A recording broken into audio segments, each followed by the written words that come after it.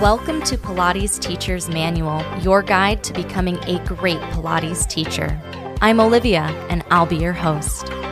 Join the conversation and the Pilates community on Instagram at Pilates Teacher's Manual, and visit buymeacoffee.com/Olivia Podcasts to support the show.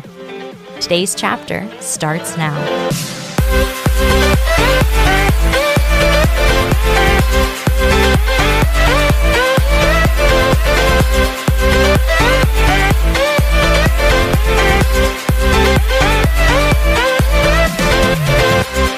Hello, everybody. Welcome back to the podcast. Today, we're going to be talking about cueing basics, which is getting the people in your class to do what you want them to do with a high rate of success. And we'll also go over how you might cue if you teach at Club Pilates, their method for cueing, as well as another way of thinking about cueing that has an emphasis on prioritizing motor learning so that your clients are learning the movement for themselves, and why you might choose to cue exercises one way or another way. That's what we're diving into today. How exciting. I like the Club Pilates method of cueing because it has a really easy to remember mnemonic that, especially when you're getting started teaching and it seems like there's so much, it just breaks down what you might say to get people to do the Pilates thing that you're talking about really easily. So that mnemonic is Peace RR. P stands for position, the start position of the exercise. E stands for exercise name. A is the action, C is the concept cue, E is explain the breath, R is refine and return, and then repeat. It's technically 3 R's, but I kind of add refine in because that's also where I tuck in my refinements. So when you are telling people to do a Pilates exercise, a great thing to tell them first, before you give spring options, before you give variations, is what is the start position? What do they need to be doing to initiate the movement of the exercise? Should they lie on their back? Should they have their headrest up? Should they be on their side or on their front or in a plank? Always start with the start position. Then give the exercise name. This is really important because people who know what that exercise is will start doing that exercise without you telling them the action. If you say we're doing kneeling side arms, draw a sword, people who know what draw a sword is have the correct strap and the correct hand. They're already drawing a sword, right? So telling people the exercise name will actually minimize the amount of cueing that you may have to do for the exercise if people already know what that is. For people who don't know what that is or who are waiting very patiently for you to tell them what to do, you tell them the action. I always think in like 1, 2, 3, like what are 3 steps they need to do to take the action? Continuing on that draw a sword analogy, you are grabbing the strap in the opposite hand that is further away from your headrest, and you are pulling the strap on the diagonal towards the center aisle, drawing a sword, also known as the disco, in my opinion. But that's the action of the exercise. Once you've gotten them moving, they're in the start position, they know what the exercise is called, they're starting to do the action, this is where you start layering in the concepts. What is still and what is moving? What is the exercise targeting? Is there a muscular emphasis? You can layer in those anatomy cues if that's your vibe. You can layer in, how this exercise fits in with the class, fits in with other exercises that you've done. Is there like an echo of this movement that we did somewhere else? So those sort of concepts. Why are you doing it on this spring setting? Why are you moving at this range of motion, at this tempo, all of those things. You explain the breath. Where are we inhaling? Where are we exhaling? Why are we inhaling or exhaling? Where we're inhaling or exhaling? Important. Then refinement. So where can you offer that correction to the group? How do you return to start? Like how does the action end? And then repeating it, not just for the exercise, repeating it for each repetition you're doing of this exercise, but then also repeating, because teaching a class is just teaching a bunch of exercises in a row and you just repeat Peace RR for the next exercise. You give them that lead in to how to either finish this movement or finish this exercise, and then what the next exercise setup is. What is the start position? What is the exercise name? And that's teaching a class. That is a great starting point for cueing because it has a very neat checklist of things to check off of your list. Another way to think about cueing, which is not at odds with Club Pilates' way of cueing, but another way you might think about cueing, where you're really emphasizing the motor learning aspect, which is not just telling your clients every little thing that they need to do, but helping them learn those movements for themselves. So if you were to tell someone, all right, set up for the 100, begin, they know what the 100 is because they've learned it. They're not just doing all of the things that you're saying. It kind of gives your client a little bit more autonomy. So a way that you might think of it is, what is the setup for the exercise? What is the action of the exercise? How can you promote motor learning? And how can you refine and lead into the next movement, layer, or exercise that you're going to teach? So the setup in this way includes both the start position, that is exactly the same, and the exercise name, that is exactly the same. It is pretty standard to say that if you want people to get started doing something, telling them where to start and what they're going to be doing is great. So those are very much the same across how you might learn to teach exercises. That's a pretty standard start. What is the start position? What is the exercise name? What's the setup for this? Could also be the equipment settings. If you're teaching on a piece of equipment that has settings, telling them that as well. That's part of the start position. Then the action, again, 1, 2, 3, simple, what are we doing? Tell people what to do, and it gives them a higher rate of success at doing it. 3 things that we know about promoting motor learning, and I did have a podcast episode about optimal theory and how motor learning kind of fits in with movement and teaching exercise. But 3 things that you can do is build confidence, give choices, find an external focus. Those are the big 3. So for building confidence, we're talking about giving someone a compliment. You're doing great. It can be very general like that, or it can be very specific. I love how high you've curled up in this chest lift. That looks awesome. But something that builds confidence, or wow, is this your first time doing the 100? You're doing a fantastic job, much better than a beginner, I would expect, or something like that. There is something about normative cueing that, even though to my ear, I'm like, is it weird? But the outcomes we've seen in research is when you compare people to an average and say that they're better than average, that confidence boost is just like a little endorphin rush that we can take advantage of. So I'll joke a lot of times in my intro class as a way of building confidence. Like, are you sure this is your first time on the reformer? You're doing amazing. You're a natural. Something like that makes people feel really good, which is in turn motivating to want to do more things. So that's building confidence. Giving choice could be options within the exercise, like a modification or a progression. It could be letting people choose a speed. It could be letting people choose what loop they're holding on to. If you're doing the 100, your hands are in the short loop. So you say, if that's feeling a little bit heavy, feel free to switch to the long loops. Or you might say, if both legs long and low feels like a little too much today, hug one knee in towards your chest. But you're letting the person in your class be the boss and make the choice for themselves. We know that giving choices, everything from letting people choose what station they're at to choosing a version of the exercise they want to do, that this is also very motivating for people. An external focus is something that is talked about a lot in optimal theory and this sort of external cue, that instead of turning the attention inward and maybe using a muscular focus that is happening inside your body, directing that attention outward. So maybe in the 100, it's reach your toes to the wall in front of you, or press through the straps, reaching to the foot bar.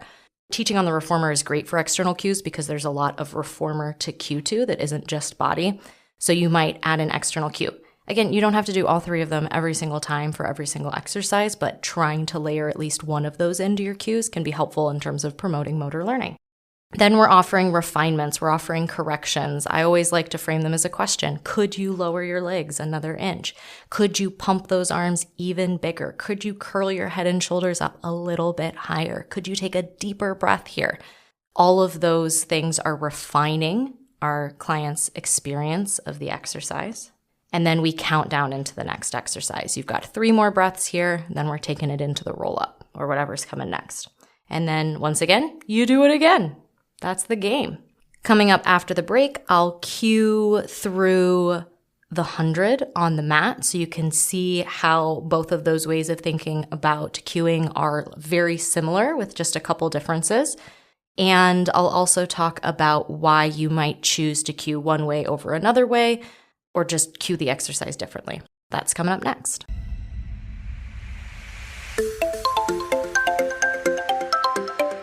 Hi there. I hope you're enjoying today's chapter so far. There's great stuff coming up after the break too. Be sure to subscribe wherever you're listening and visit buymeacoffee.com/Olivia Podcasts to support the show. There you can make a one-time donation or become a member for as little as $5 a month. Membership comes with some awesome perks, including a shout-out in the next episode, a monthly newsletter, a monthly Zoom call with me, and more. You can also visit links.oliviabioni.com/affiliates to check out some sweet deals on products I use and love. Now back to the show.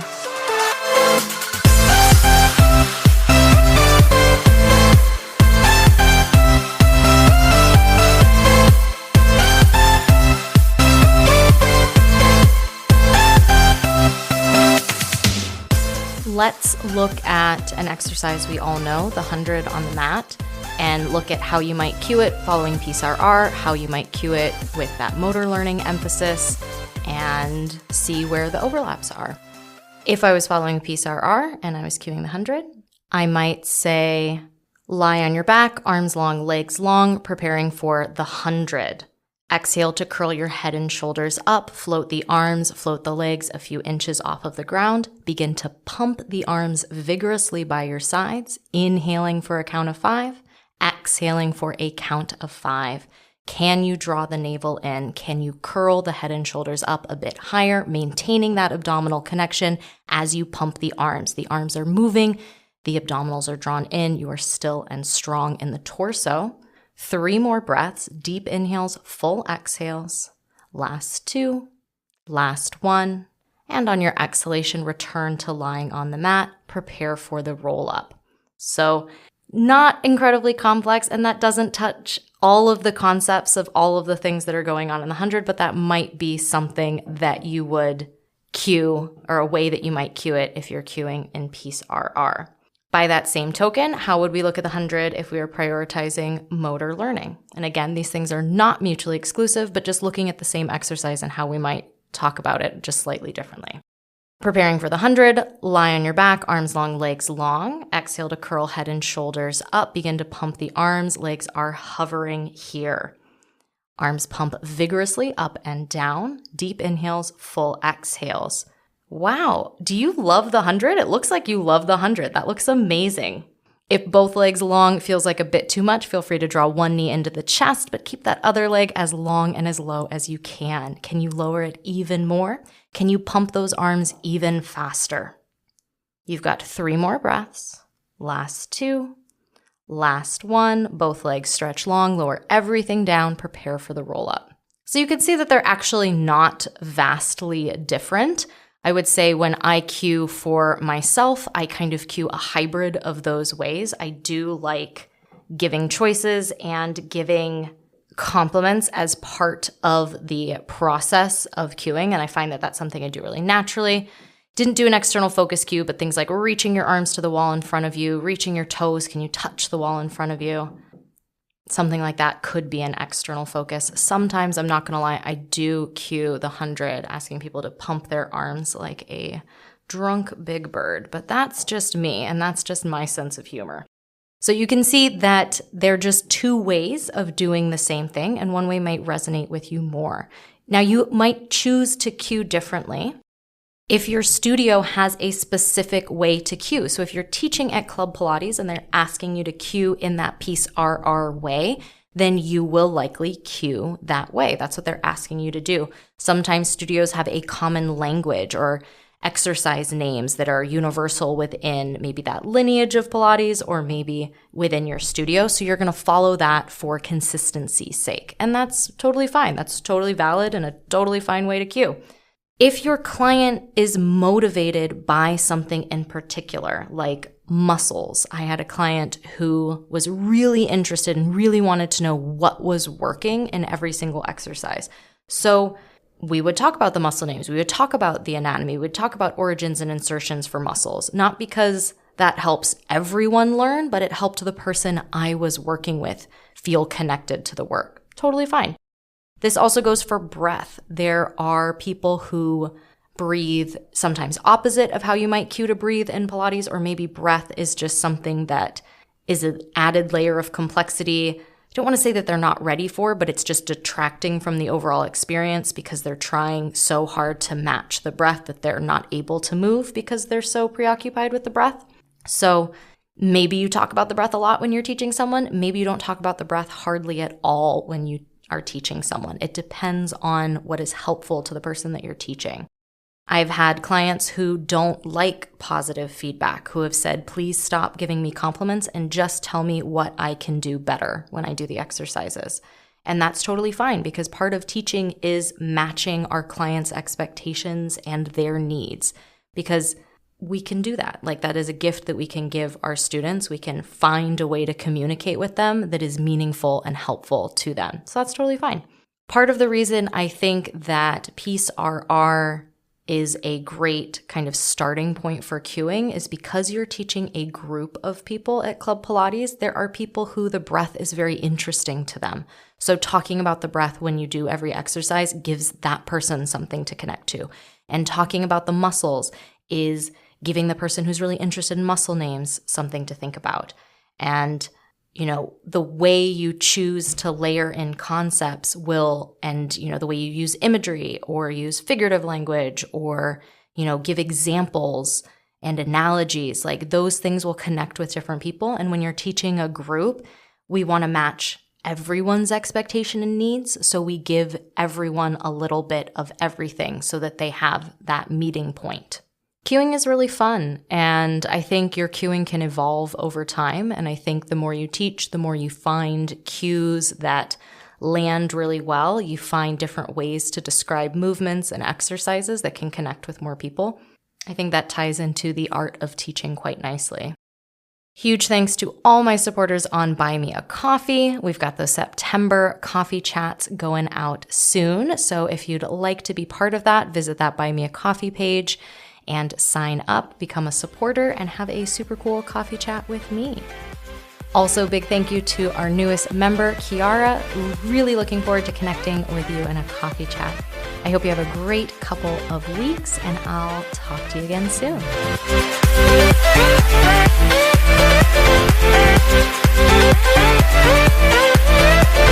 Thanks for listening to this week's chapter of Pilates Teacher's Manual, your guide to becoming a great Pilates teacher. Check out the podcast Instagram at Pilates Teacher's Manual, and be sure to subscribe wherever you listen. For more Pilates goodness, check out my other podcast, Pilates Student's Manual, available everywhere you listen to podcasts. The adventure continues. Until next time.